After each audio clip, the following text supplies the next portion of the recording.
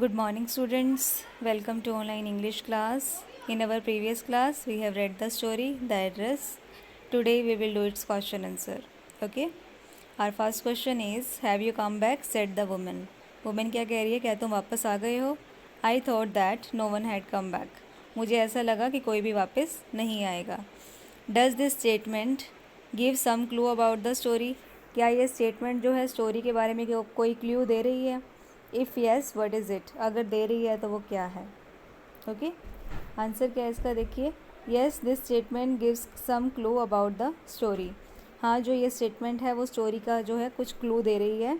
That was the time of war. ये जो था वॉर का टाइम था, यानी कि युद्ध का समय था.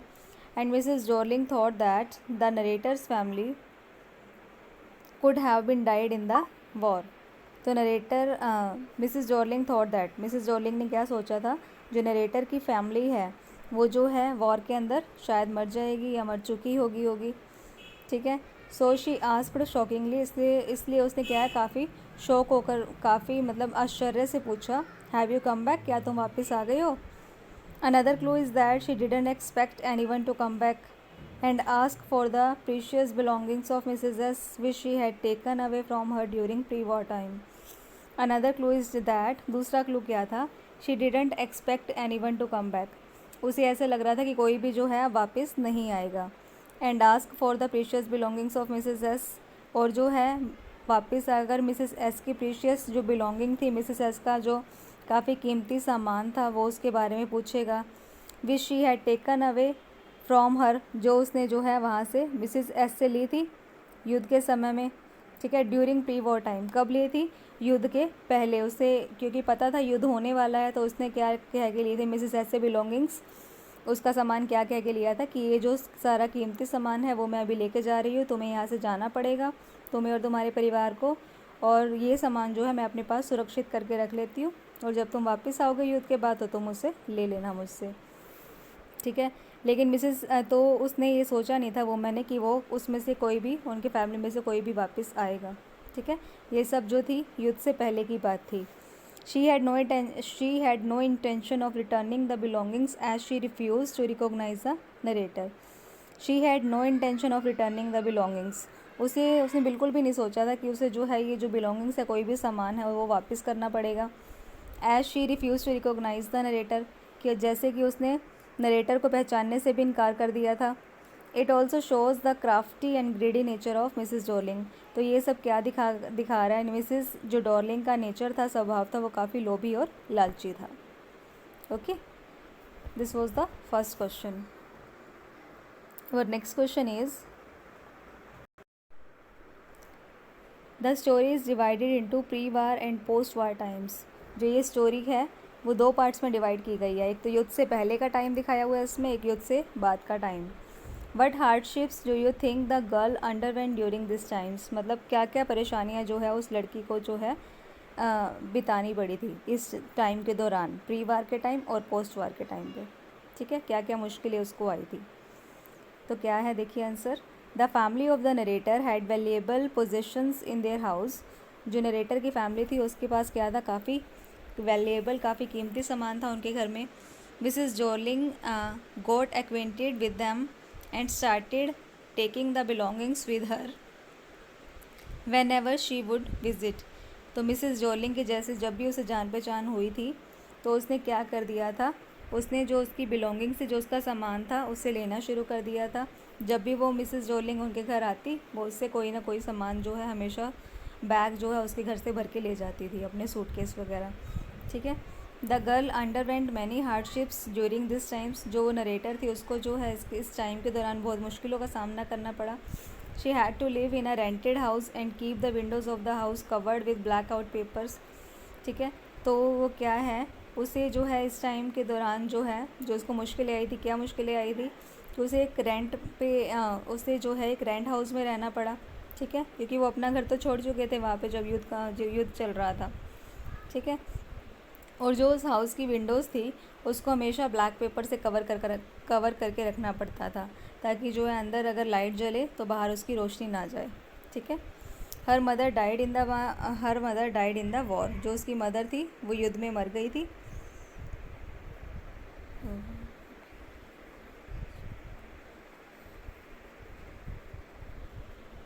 She met Mrs Dorling at the address her mother had told to her. She met Mrs Dorling at the address, वो जो है मिसेस जॉर्लिंग से उस एड्रेस पे मिली। Her mother had told to her, जो उसकी मदर ने उसको बताया था।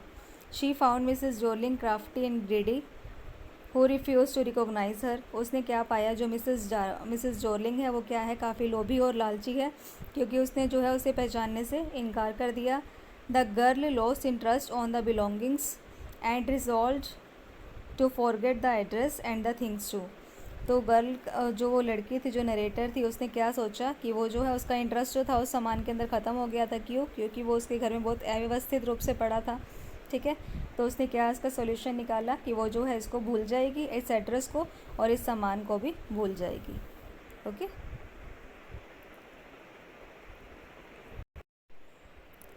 Okay, our next question is why did the narrator of the story want to forget the address.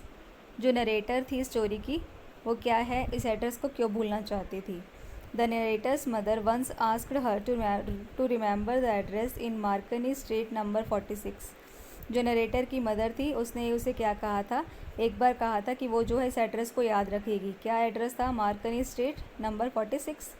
It was the address of Mrs. Dorling, who had taken away their precious belongings to keep safe in case they would have to leave the place during war time. तो वो जो है address था वो किसका था? Mrs जॉर्लिंग का था। ठीक है, जो मिसेस जॉर्लिंग थी उससे जो है काफ़ी कीमती सामान उससे ले गई थी, ये कह के कि वो जो है सामान वो जो है उसके पास सेफ़ रहेगा। ठीक है, अगर उनको जो है ये जगह जो है छोड़नी पड़ जाती है युद्ध के समय में, तो ये सामान जो है मेरे पास सेफ़ रहेगा। किसके पास? मिसेस जॉर्लिंग के पास। तो वो ये कहकर ले गई थी। इसके बाद क्या है, she visited the address but found the things in the midst of strange atmosphere.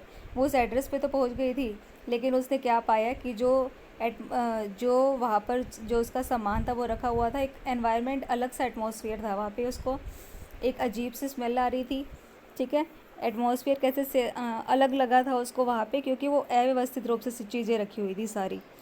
Everything was arranged untidy, तो हर सामान था, हर चीज़, सारी चीज़ें थी वो बहुत अव्यवस्थित रूप से रखी हुई थी।